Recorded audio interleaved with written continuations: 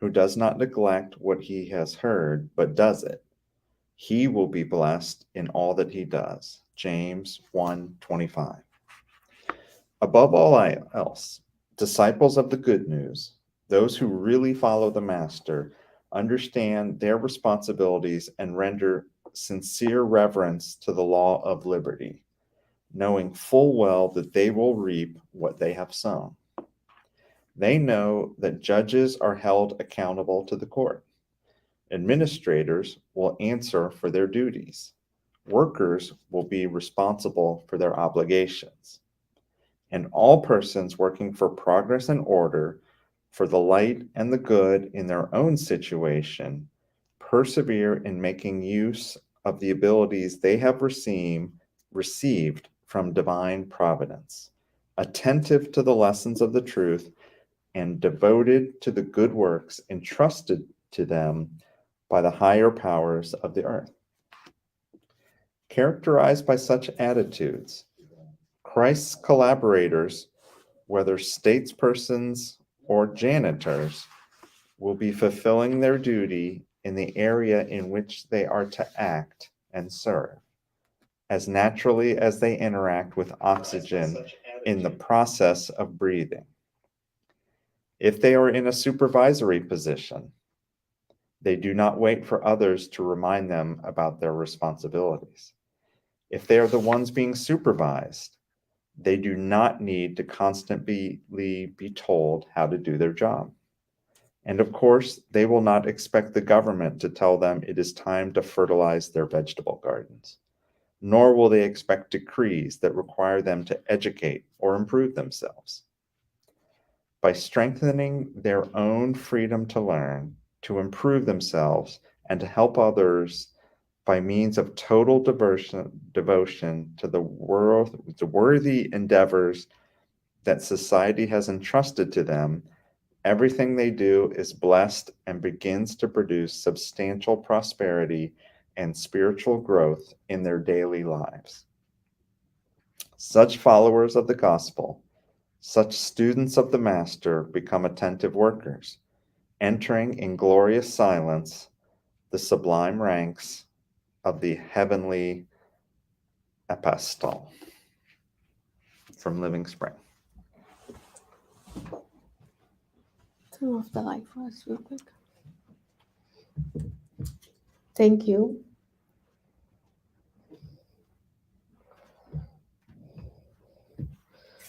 Welcome, everybody. We'll start with our prayer. This beautiful year of 2023. Take a moment to close our eyes.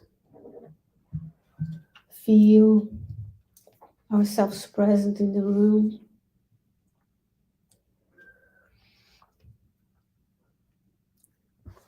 Dear Mother, Father God, what a blessing to be here today. We thank you for granting us the opportunity of being together, for the opportunity of starting a new year, studying and learning from the teachings of Kardec and others. Let us feel the loving presence of our mentors with us, our spirit mentors who lovingly guide us in this lifetime, the mentors of our Spirit Society of Richmond, who protect us and inspire us as we continue our studies. We pray, dear God, that we can be good instruments of your will in our lives, in the activities of our center, and in our communities. We pray for those who suffer all around the world, for those who are ill in hospitals, nursing homes, in their own homes, for them and their caregivers, as well as those who are homeless, in shelters, in orphanages, in all kinds of physical deprivation, spiritual or mental imbalance. We pray that the superior spirits can come to them as well as they can come to us, helping us in this endeavor. That includes those who have their names in the book of prayer, those who are connected to our group, past and present and future. Please, God, give us your inspiration, your love, and your kindness today and always. And so be it. What a blessing, friends, to be here today. You will turn on the light. And I'm going to turn this one off. This is an either or situation here. Getting my eye the wrong way. Welcome to 2023. We'll start our studies talking about divine providence. On January 6, 1868, Kardec published the first edition of the book Genesis. So it's 155 years ago, if I did my math right. We've had these teachings. That's why we are dedicating this study today to divine providence. For not just to know what divine providence is, but for us to truly feel it in our lives. So we'll talk a little bit about how you feel divine providence work in your life and the life of your loved ones and in the life of everyone around the universe, pretty much, or many universes. The book Genesis has 3 different parts. The first part is the Genesis in general, how the spiritual principle, the intelligent principle is created, God, divine providence, everything, including the creation of the earth, right? Because we are limited a little bit in our understanding of the physical laws that create the universe because we are on the earth. We are of a certain level of spiritual development.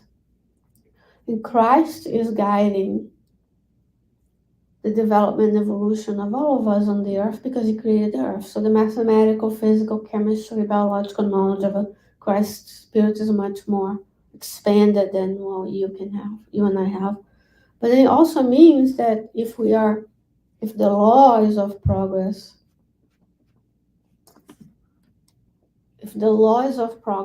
and we're going to become a superior spirit, it helps to know that we are permeated by divine providence. It's supporting us.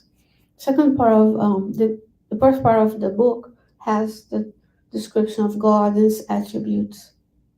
It also has good and evil, divine providence, seeing God, understanding God, for example. The second part is miracles.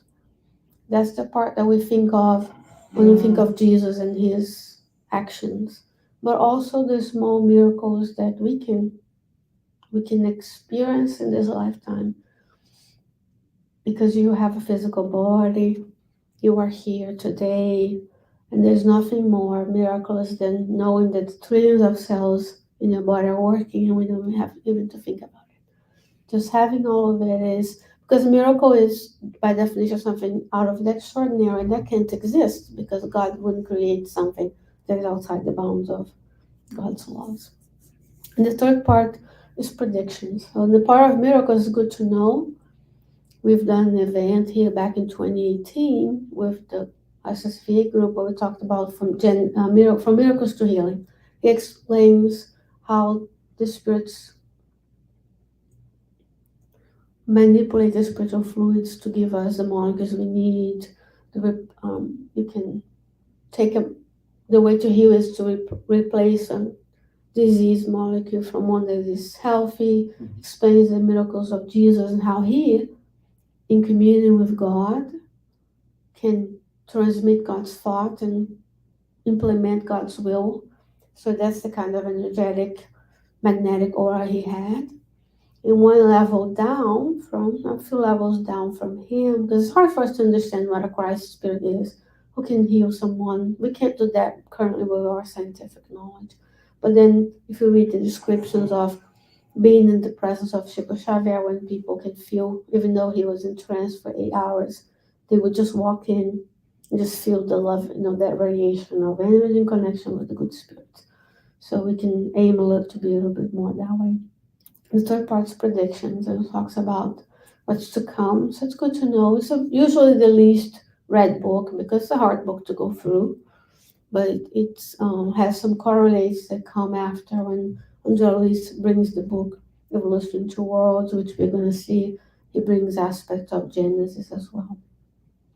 Cool. So this is a dedication to that, thinking in terms of what divine providence is, thinking about God's presence in our lives. Everything they see is God's creation, is an evidence of the existence of God. And we are co-creators always, even Jesus is a co-creator. Because only co-creating higher plane, and we are co-creators in a smaller plane. That means you can act upon your own self and the ones in your community. Some of us have different abilities, and we can co-create with communities, states, cities, and countries. Well, what is divine? To talk about feeling divine providence, we want to review what divine providence is, right? Because it's God's care for all creatures. That's in the chapter God from Genesis. It's really telling us the Creator not only created us, but also is caring for us in the minute details, as we're going to see. In the book After Death by Leonini, he describes providence and above all being this divine love streaming upon all its creatures. Leonini lived in the same time as Kardec, but he was much younger, so he continued his legacy in combination with Gabriel Delan and others after Kardec discarnated. So the book Genesis comes about a year before Kardec discarnated. So remember when Kardec discarnated, or when he was born for that matter.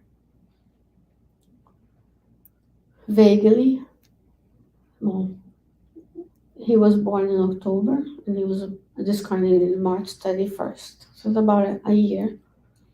1869 he discarnated. So about a year before his discarnation, this book came to fruition, its first edition.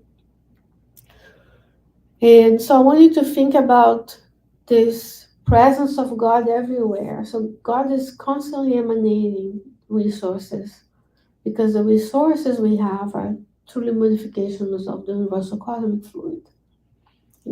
These are modifications of the universal cosmic fluid in the matter that we have on the earth, with the periodic tables that we have, and the many ones who might exist in the spiritual realm. Because when we send our rockets out, we see the blue dot that's really floating in the ocean of the universe. We don't see the spiritual colonies. We don't see all the activity around the earth, because that's in a different level. There's got to be different dimensions and realms, and because they have water, they have houses, so they have to have their own constructions. And later in the book, so the book is sort of a kind of, we want to know what the books are and how they're organized to understand what we can get out of them. Is item 20 on chapter 2. Kardec says, God is everywhere, sees everything, and presides over everything, even in the smallest things. That's not new, right? In the Bible, the Old and the New Testament talk about a God, the sovereign God that created everything. In the beginning, God created the heavens and the earth, or the skies and the earth, the land, pretty much. When the earth is talking about the earth, it's talking about the ground. It's not the earth as a cosmic concept as we have today. But God says and things come to life. And God is everywhere. And how could that be? And Kardec makes an analogy of God's thought permeating everything, just as we are. Everything that happens in your body and nervous system knows. The same, you're like conscious of everything, and a lot of things are happening unconscious as well. In the book Evolution to Worlds, Angelo Luis discloses that it's the spirit's mind acting upon the spirit that is acting upon the spirit. So God is all-known, omnipotent.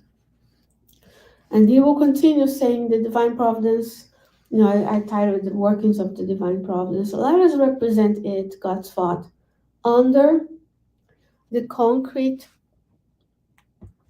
because I'm short, this camera is really close. So I'm going to move myself a little back a little bit so people aren't scared. So he said, letters represent God, God's thought, under the concrete form of an intelligent fluid filling the universe, penetrating all parts of creation. Nature in its entirety is plunged in this divine fluid. So in order to feel divine providence, feel God's care, you need to know God is everywhere. When everything you do, God's with you.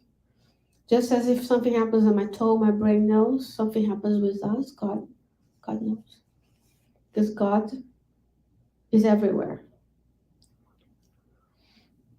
So even when we think, oh, my problem is small, why would I ask? Ask, because, he cares about the little details. And he has a mission for each and every one of us.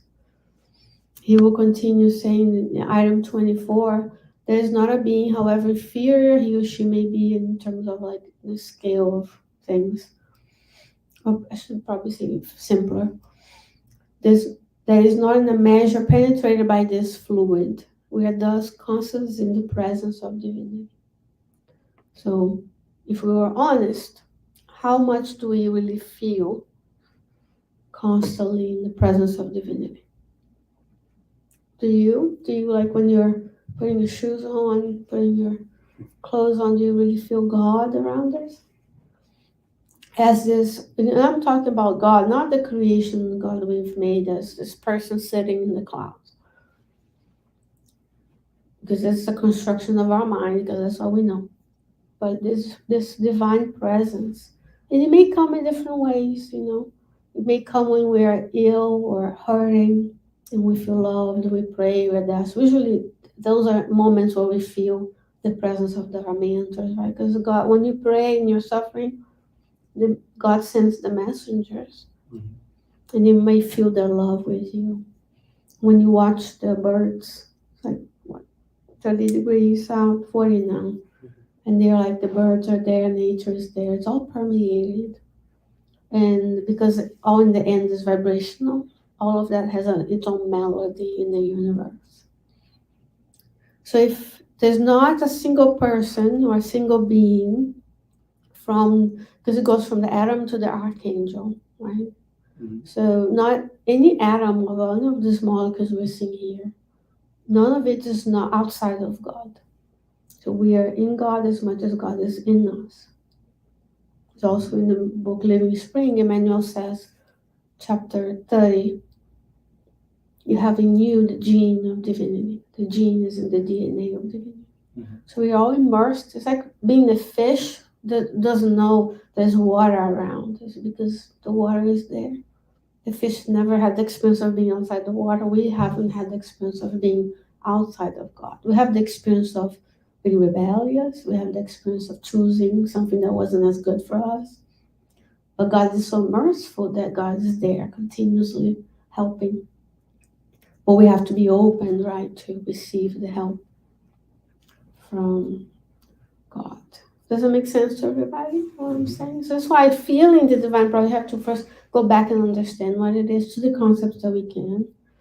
But most importantly, how are we feeling this God presence everywhere? Because our actions, if you think there's nobody who's not immersed, nature in its entirety is plunged in this fluid. God says everywhere, says everything, and presides over everything. Then everything that I do affects others. And everything that they do affects, hopefully that brings us a little bit more cautious when we do certain things. In the book, after that, and Leon Denis also says the love, remember love was, he said here, divine providence, above all divine love streaming upon the creatures. And in that chapter, love, he says, at the center of love is God. So love is constantly radiating out, and at the center of love is God. And love, not just a love chocolate kind of situation, because we are very poor in our words, but the love that glues and keeps everything together, that vivifies. We talked about the power of love last time. It gives life to the universe. And now ultimately, if you go to the book, if you go to the book, I have the book here. If you go to the Spirit's book, third part is the divine laws are divided in 12 laws. The last law is the law of love, charity. Let's see if I can quote directly the actually chapter 12 is moral perfection. Law of justice, love, and charity. So at the end, at the bottom of everything is this divine providence guiding us. So we want to think about when we start 2023, very excited to do things, which is great. But then setbacks come. You want to think about this love that is around you. Do you feel connected with God every now and then, at least? Remember, the ideal is up, right? Hopefully the trajectory is up, but the slope, and we hope the slope is like very sloped. We go fast, but for us, it's more like up, down, and then it's like kind of like the stock market. But not very great to bring money into this. But if you look at it, if you're up and down, but then if you zoom out, when you started, if you're like me, didn't know anything about spiritism until a certain age, and they help you look back, and you see that upward trajectory. Mm-hmm. And we go to question 100 of the Spirit's book, and we're like, oh, I can do this, or I still have to work on this. And that's the good exercise to do for the new year, is review the characteristics of the different levels of the spirits, so we can find, some days I'm more here, some days I'm more there, some days I'm more detached. So I wrote down here that, God is everywhere. We can't, he will discuss this on this chapter, that we can't fully know of God or see God or feel God. We can feel God, we have an intuition, right? We have an intuition of God. And then Christ's spirits can communicate with God, commune with God. That's why Jesus would say, I am the Word. That's why he said things and did things the way. And you and I are more in the, we know God's there, we're working towards it. And then we also have our mentors with us, right? We have this constant flow of help that we sometimes don't even realize it's there. To feel divine providence is even when you're like, oh, thank you for this, God, I'm preparing. I pray before I enter the center. I pray while I drive home. I pray for the ones who cut me in line, all of those things that are known to us because, those are things of physical. But we have to bring it back to what's right. So in Louise, this is a continuation, right? We have the basic works of Kardec and we have other works that come after. He says, cosmic fluid is a divine plasma, the creator's breath, or the nervous force of the all-wise. Remember when Kardec said that we're embedded in this fluid? It's almost like the thought. That's what the nervous system does. It's constantly scanning for things, giving you feedback, or acting upon so for example, if I step here and there's something, I will take my foot off. Even before I'm conscious that it's something there, the stovetop kind of example. But God is constantly there, waiting and knowing and helping. And he says, in that primordial element, constellations and suns, world and being vibrate and live like a fish in the ocean. There's nowhere outside God, even though we are arrogant enough to even think we're alone in the universe and that God doesn't exist. There's chart. I'm a scientist and I was a materialistic one at some point. So we do think God is separate. But there is a design, there is an intelligence that goes behind everything. Even though I can study, I can create things, and I don't have a machine to detect God.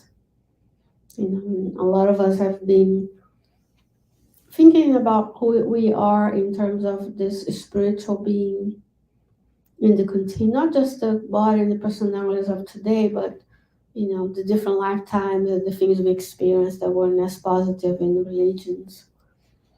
As in certain books, especially Manuel Filomeno de Miranda, they disclosed to us we were the ones messing up with religious institutions in the past. When I say we, I mean spiritists of today. Then we return to try to do it right this time. And then a lot of us may or may not be able to because it's hard. It's hard to dedicate yourself when there's so many other distractions. So when we see someone we don't like, when we go visit family, when someone's unkind in front of you or to you, they are still embedded in the same divine providence as you are. Now, some are more perceptible, some are. So hopefully, we are the ones who are more attuned. Then we can pray and co-create in goodness instead of adding fuel to the fire. It's funny how this all matches because on Thursday there will be a message from Andrea Luiz that talks about when you visit someone, when you go to someone's house to visit, what do you do? There's a book Green Light, my study of the book Green Light on Thursday morning. And one of the things he says, do not, I'm going to paraphrase because I won't remember the exact quote, do not criticize if there's a defect and do not make fun if someone falls. So it's very simple. The book was published in 1970. And how many people these days post their family members doing something that is funny and then it goes viral, right? They fall or they make a mistake. Or we are at a store, something happens, we share. It's very unkind, he says on his message. Because that is a child of God. And I said that in the talk. This is recorded, we'll go live at 8 a.m. I said, please do not fear people. Because if you're the one falling, would you want the people to take a phone or would you want them to come help you, right? And a lot of people are doing this to their own family members, which is borderline bullying, right? When we post things of people so other people can copy. So it's up to us. In the book Right Path, he says, it's up to us to, Emmanuel says, to stop the chain of the gossip, the chain of negativity. So if we see something like that, we don't watch or we don't share, we don't comment on it. So in the book Right Path, Divine Support, Emmanuel tells us whatever it may be, remember that God is always with us and acting for us. Everywhere, like when we were going to hear the song at the end, God will be with us and with our dear Jose. When we drive, when we eat, when we're fighting, when we're having fun, everywhere. In the same chapter, he says that in the end, it's not here, I'm going to add, because it's a study that I've done. It's a chapter that has stuck with me because it was so meaningful, even though that book is 60 chapters long. I still remember chapter 5. At the bottom paragraph, it says that you were created unique and with a specific mission in the universe. And while we may not know it today, when we become superior spirits, it will be revealed to us what God has in store for you. That means when we are suffering, when we think we don't matter, when things are going hard, we have to remember that God is there, He's always with us. It may not be God materializing as God in front of us, but it will be one of His messengers that He's so loving that He gives each and every one of us a mentor. And how many times, if we're being honest, we even seek their counsels? Because we say, oh, this is just, so and so is a medium, their mentor can help them buy a car or whatever. But we are like thinking about, do we even ask before we do something? Do we ask before we say something? Should I say this? Should I send that message? Should I continue? Most of us will not be as aware or mindful because we are so busy with life in general. But in the books of Andrea Luiz, the mentors always do that. Now, before they go, they pray, they prepare, they stop. Unlike me now, they don't talk that much. They just wait for the right time. So I want to inspire in us this divine providence, understand that you're part of it, you're embedded on it. And if you do something, it's like being, when you throw a pebble in the lake, you have the ripple effects. That's what it is. Many of us are not going through our days without thinking about. But we're doing now, you have to care for yourself and your family, you have to do well, and others can blow up around you. And it's not really true because there are people suffering right now. There's wars going on. We don't even have to go to a expedition in a poor country to see poverty. You just have to drive down Midlothian and stop by one of the hotels. There's children and families living there because they don't have housing. So when they don't do well, The whole psychosphere of the companions is also not good. That ultimately affects us because it's all the law is an action and reaction, right? When I choose not to follow divine law, I'm committing an act of evil. So he says prayer is a way to feel divine providence. He says this will develop in us conviction of the divine presence in all ranges of existence. In order to change habit, changing habits is hard. Like starting a habit is easy. Continuing is hard to make those connections. So if we have to make a suggestion, would be we start in the morning. We remember to pray even when we open our eyes instead of reaching for the phone, which we probably do because the phone rang, but it's our alarm clock. Instead of doing that, we even think about thanking God for the body, for returning from the spiritual realm. And even if when we have had a pleasant experience or not so pleasant experience during sleep time, but we returned. We never know if we're going to return. And then we do a prayer before, we leave our home to drive safely. We pray before getting to our workplace. We pray before eating. So if you can only remember to pray in the morning and at night, it will be good. But then you slowly can try and add a little bit. Some days you're going to pray all the time. Some days you're not going to pray. Not cursing you, but I'm just saying sometimes you just, spend the whole day, didn't remember to thank God for something. And then when prayer happens, you have this change around you. You're able to open yourself up to the presence of the spirit mantras, and they come and help you. And they can help you help others. You can say, I'm having this difficulty with my child. You can pray silently that their mantras help you say something that doesn't make things worse, that improves. If they're ill, if you have to make a decision to allow them to do X, Y, and Z, you pray that God's will be done, not necessarily what the checklist for Harvard entrance is, which is what we tend to focus on, the material achievement in our CV, our resume, not our eulogy. And he says when there's obstacles of material nature, we lose a job, something hurts, or you're ill of some sort, you're homeless, you're hungry. Sometimes being hungry is an obstacle in of itself, especially when we condition ourselves to eat so much during the day. But in more material nature, deciding where to live, what to buy, is a loss. Of someone you love, there's a loss. And he says support that from divine providence will not come to you in obtaining the easy money that your commitments have given you, but in the strength to work so the necessary sources come to you.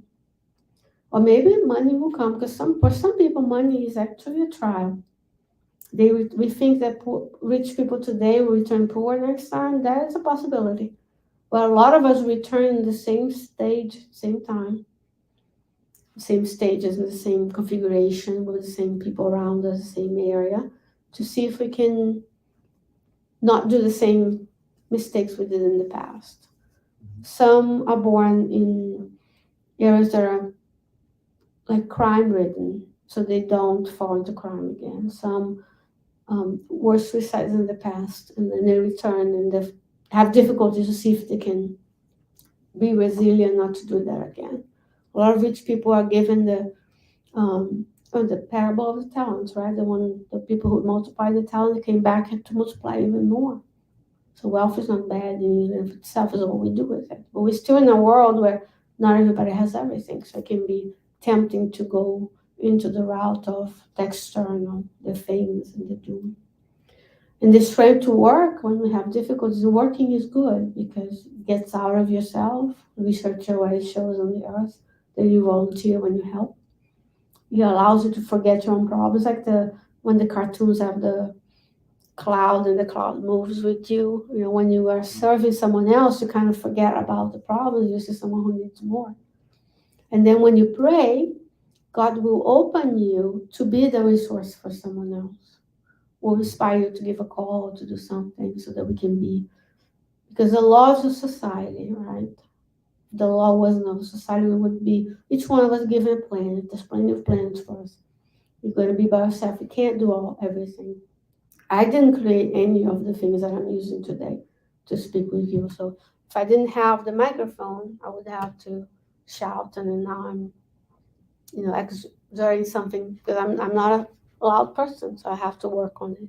But then I can use someone's resource, and then it's easier for you to understand. I don't have to shout. So let's say if we have doubt. Let's say we are doubtful of something. We have a decision to make. We don't know if we're doing the right thing. We all can relate to it, right? That a lot of times, especially when you know of Spiritism, you question everything. We should always question everything. But we shouldn't have the guilt or the regret because you didn't know 10 years old, you didn't know today. So the things you did there, that's what you did there. Could have been better always. It can always be better. But today, when sometimes we're like, oh, should I do this? And then it creates that I could spend my nights playing a video game, watching another Netflix, or I could translate a message. That's something you can do without leaving your house. Or I can choose to see someone in need and not even say hi to them. Maybe I don't have money to give them or the financial resource, but I can at least acknowledge them and say, hi, how are you? That kind of situation, so that they can have a better day. So in the hour of doubt, Manuel says, help will not come to you in the direct verbal formulas that will know your free will, but in the exact inspiration that will help you make the decisions that are indispensable to the peace of your conscience. And sometimes the decisions are the hardest. Whatever we want may not be the best for us, because it does include going after and making amends with someone we don't like. It may include, I don't want to be in that family situation. I don't want to do this. It's cold. I don't want to be out there helping. So a lot of things we want are more comfortable because it's easier on this lifetime. But the inspiration comes so that you can make decisions. If the inspiration comes and is forceful, that's when you question. Because the superior spirit, just as Jesus never Jesus was emphatic, he was concise, he was precise. And in the qualification, the Spirit of Truth says, love one another. Be kind, he is more emphatic. But our mentors really respect in Jesus, our free will. So the inspiration will come and give us more clarity. Sometimes you take time and you think about it, you pray. You say people of other religions, I prayed over it, I prayed to God. Right? So that's what we can do too. If we're in doubt if something is good, we go back, we read the third part of the Spirit's book, and then it says there, the first part, good and evil. The definition of good and evil says, anytime you're trying to make a decision, correlate it with one of the divine laws. So if any of the things you want to do break the laws, you're incurring evil. There's no neutral. If I help, I'm helping. If I don't help, I'm not helping. There's not like I'm waiting in between. So that will give us some idea of that. Yes, the resources are there. Divine providence is everywhere. And ultimately, what we want to do is think of Earth as an opportunity for help or helping others. I always say when I record those videos in here too, if I were the people, because here he's talking to you and I'm making it a little more generic because I know there's people watching. I don't want you to think I'm telling you what to do.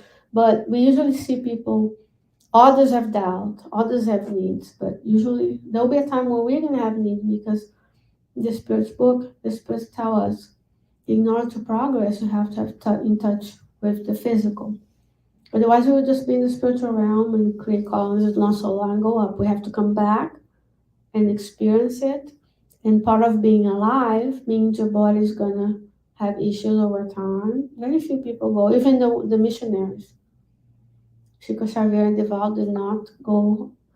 Elips Barcelona, Gabriel Delany, Leon Denis, even Kardec had health issues because you have a physical body. And then they show to us that in spite of, you can still do it. So if we do 1,000th of what they did, we're already good. We're moving forward. And that it starts with feeling that God is with us, around us. And not God's going to materialize someone to help you, but we are more in tune with ourselves and the needs of others as well. And we always remember that Earth is a school. In it, there's a lesson for each of us. Be tranquil, labor, and keep faith in God. That's from the book Among Brothers of Other Lands. That was written, was psychographed by Chico Xavier and Valdo Vieira when they were traveling through the United States back in 1964, 65. And if that doesn't tell you something, Chico Xavier went back and was only English. And he only had fourth year education. So that inspires us that, of course, Emmanuel said you're going to focus on the books. But still, there, if you go to Spiritist magazine, there are letters written by him in English to the people here in North Carolina.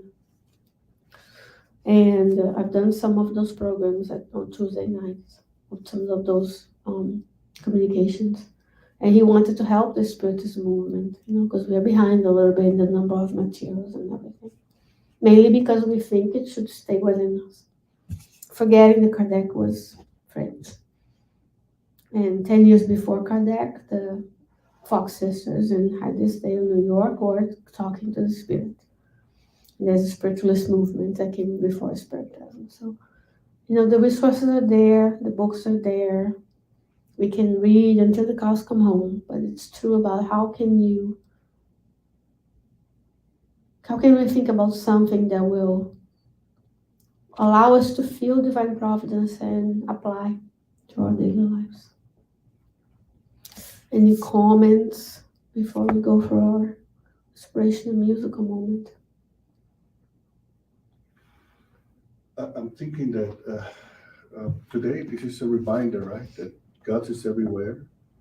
And by being mindful about that, I believe that we are constantly making decisions, even small decisions in every waking moment that sometimes we're not even aware.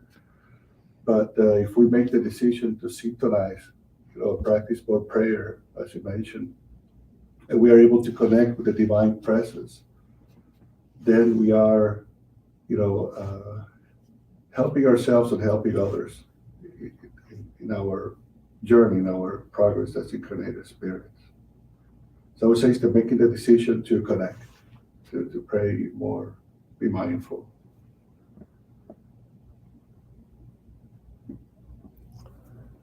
That's a great start. Anybody else? Very easy, right?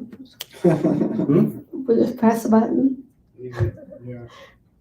Just press a button. It's easy. I'm just making it livelier because it feels doomed, but it's actually it's supposed to be very inspiring and hopeful and helpful that we remind ourselves that the spirits are there. They're here right now helping us. Some days we feel them more, some days we feel them less. But hopefully we get to a point that we feel them more often. I never feel them, but I know they're there. I do believe in that. I think nature is that's inspired. Like I feel God in nature for sure, but yeah, I'm behind. It is actually like a muscle. It's like a muscle because you are, you probably feel when you go to different places. Depending on the activity that is around you, you can feel. So hopefully when we come here, I feel this, it's different. That's why we feel so good. That's why it's easy to be nice and kind. And then you go home, or to go to someone's home, and depending on their activities, they have their spiritual friends. Whatever they're doing, watching, eating, changes the environment. So each and every one of us has a psychosphere, the molecules around us, our spiritual body is different. So we are constantly creating that based on what we do, what we think. So if you were to go to a cathedral and someone is singing Gregorian chants, you're gonna notice the presence of different entities than if you went to a place where people are having displays of notes, musical notes, that have a content that is less elevated. I'm not calling music because it's question. Someone is singing about violence, about hurting other people, about broken hearts. That kind of stuff has a different vibrational attunement. If you went to a concert versus going to the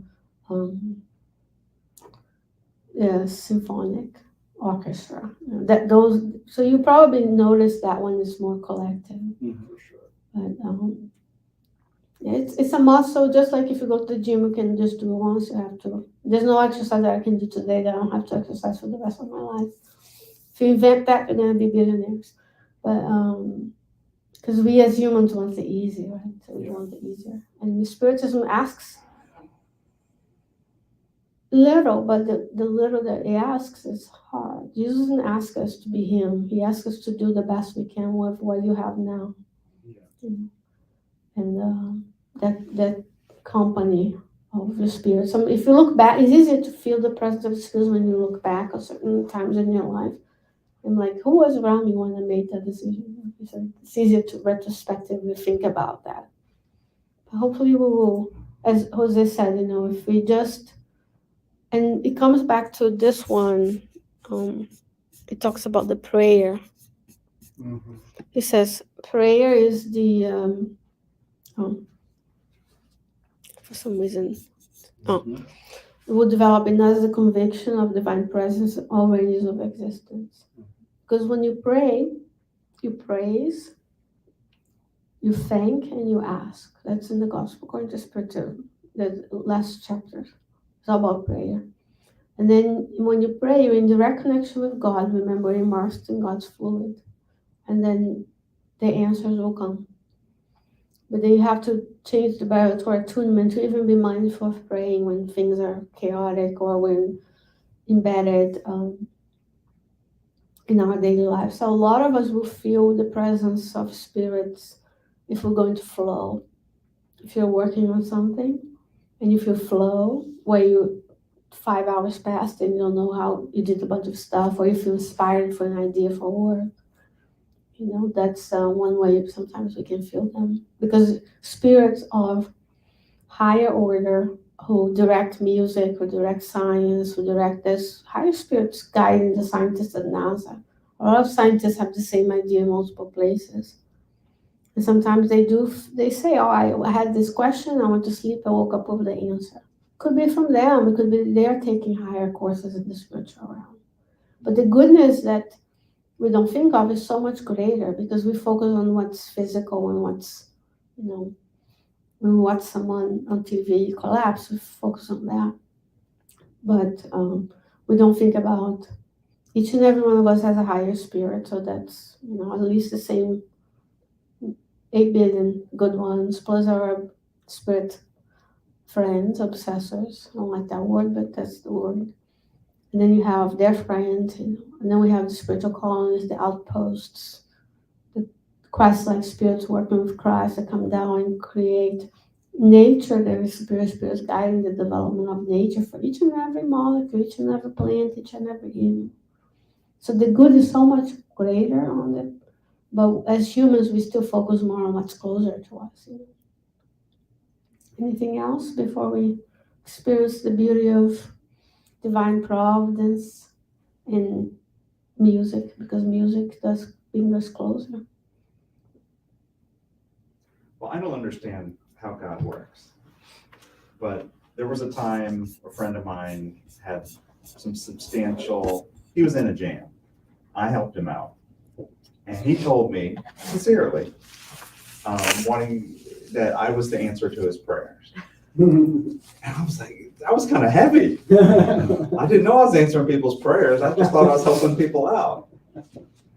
Yet God puts us in a situation where we can't really live by ourselves. We can't live well by ourselves. We're in a society. And what I see up here is be tranquil, pray, labor, keep faith in God. And I think that's a good way to start off the year, because we should be tranquil, knowing that we are children of God. And we should labor, because that is a way to serve others. And we're not here to do nothing. And pray, that opens up the line of communication. And, if the radio ain't on, you're not going to hear the music. So. True. Yeah. It's like the Abigail's wait, work, love, and Forgive, probably. forgive. Yes, that's another version of that, probably, but maybe, yeah, both of them.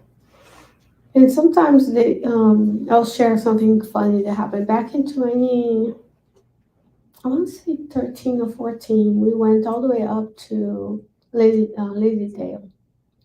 It was a combined event. It was a spiritualist event.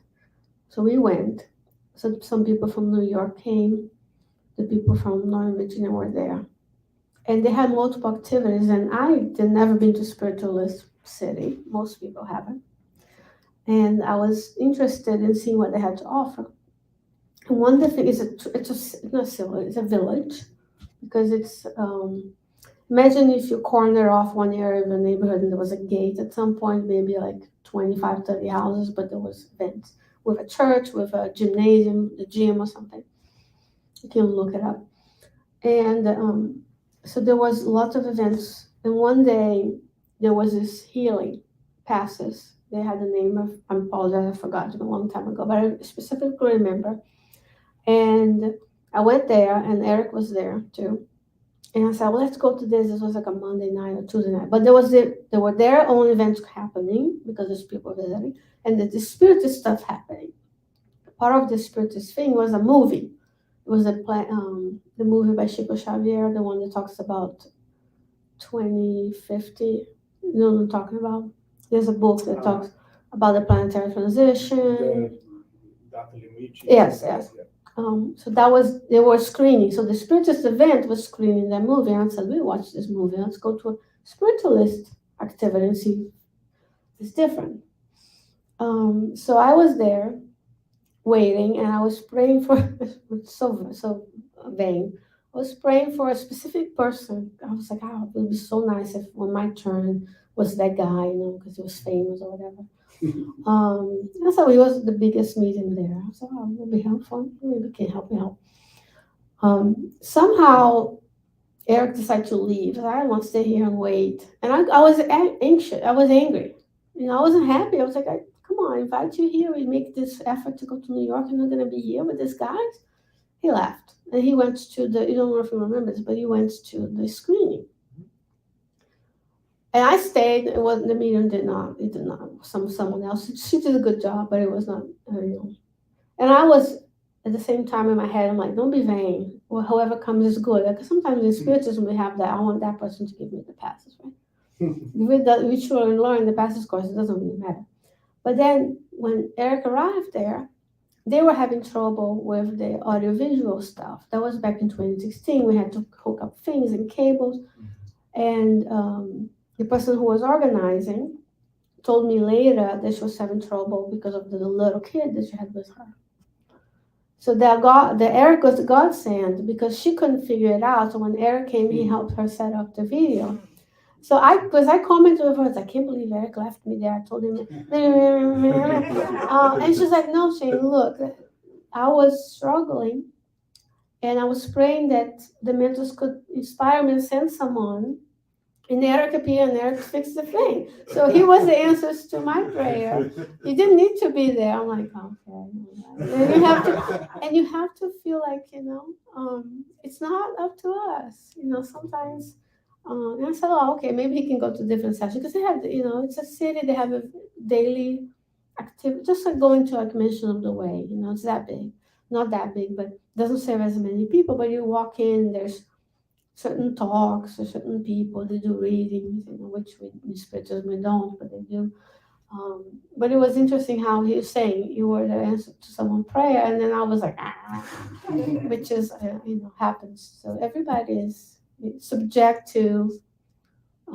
That's something that I learned because when I first started spiritism, I learned that I thought these people were perfect, right? And then you start getting to know people. They have the same toothache and the toe ache that you have, and they have the same problems and the same issues. We just are here, almost as parakeets. We learn this stuff and we pass it along, and we add a little bit. But imagine if you were listening to the same talk by someone like Sueli Carla Schubert, Divaldo. It's a very much different level of layers of knowledge because they've had more experience than I haven't. So cool. So I'm gonna I'll put the music back up as it gets ready, and I'll move the camera. We'll serve as our pastor. You want to get ready? Okay. So that we'll, I have to change things a little bit.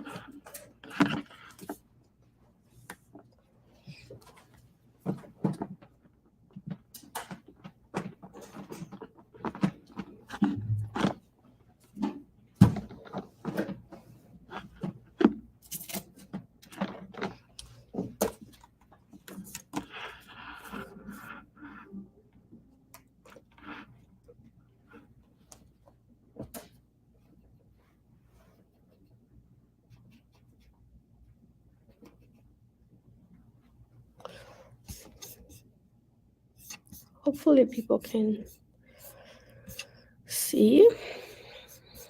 I'm just gonna put here what we're doing. Then we have What she's preparing, I would like to say that singing is like praying. So you can pray with your mind, but also you can pray singing, and so whichever way, please feel free to do it.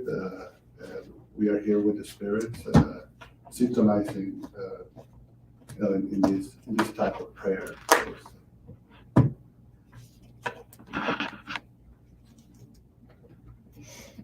that's right, guys.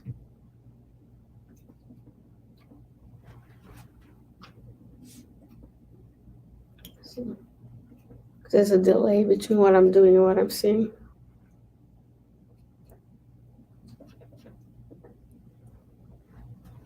So weird.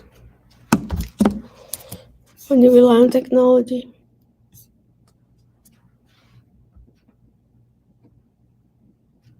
There we go. There he is. We gotta enjoy this. We gotta make sure it's in the frame, right?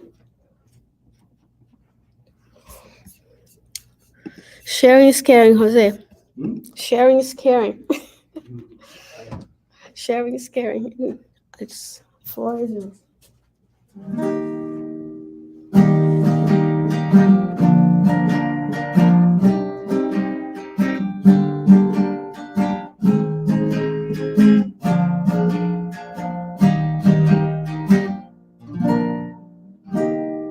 I am a child of God. I am a child of God. I am a spirit living on earth. I am a child of God. I am a child of God. In your name,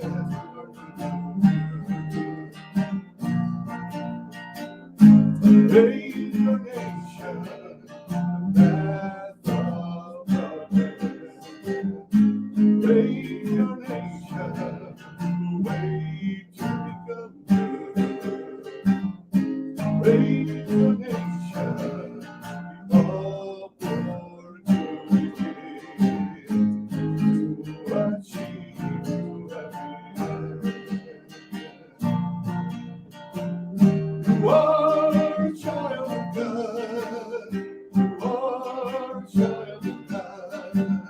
You are spirit living on earth. You are a child of God. You are a child of God. Bring again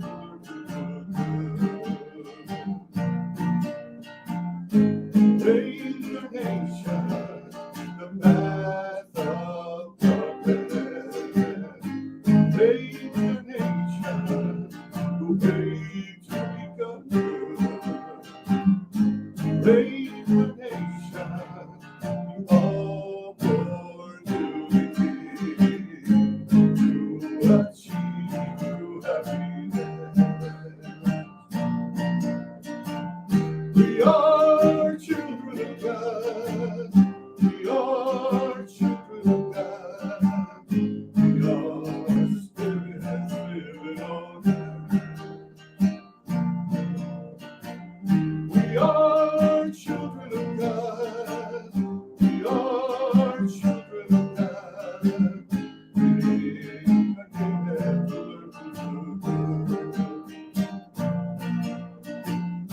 Reincarnation, path of progress.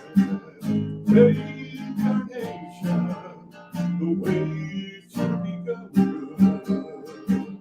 Reincarnation, opportunity to achieve true happiness.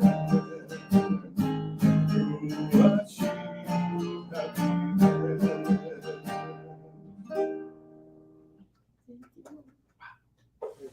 That was great.